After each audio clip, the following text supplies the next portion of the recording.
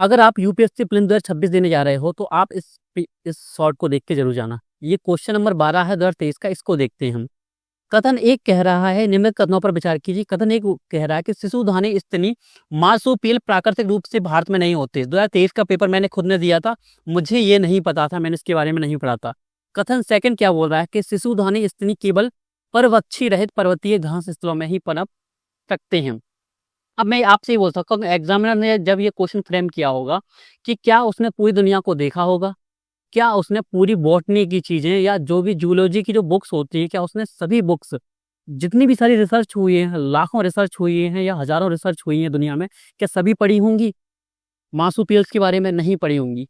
अगर सिर्फ घास स्थलों में ही पनप सकते हैं, अगर वो घास स्थलों के अलावा किसी बर्फ के एरिया में आपको मिल गए, किसी उष्णकटिबंधीय वनों में मिल गए, तो क्या आपका ये स्टेटमेंट गलत नहीं हो जाएगा? तो मैक्सिमम चांसेस हैं कि अगर हम इतनी बड़ी दुनिया देख रहे हैं तो हो सकता है अगर एक शिशु धानी स्तनी यानी एक भी मार्सुपियल आपको और कहीं मिल गया पर्वतीय घास स्थलों को छोड़ के, तो आपका ये गलत हो जाएगा। तो यानी ये एक्सट्रीम स्टेटमेंट है, तो सेकंड गलत हो जाएगा। और सेकंड जैसे गलत होता है तो आपका कथन एक सही है, कथन दो गलत है आपका, ठीक है। प्राकृतिक रूप से भारत में नहीं होते, तो आपका कथन एक ऑटोमेटिकली सही हो जाएगा। इस क्वेश्चन की एक अच्छी चीज है कि अगर आपका एक स्टेटमेंट आपका गलत हो जाता है तो ऑटोमेटिकली आप सही आंसर पे पहुंच जाते हो।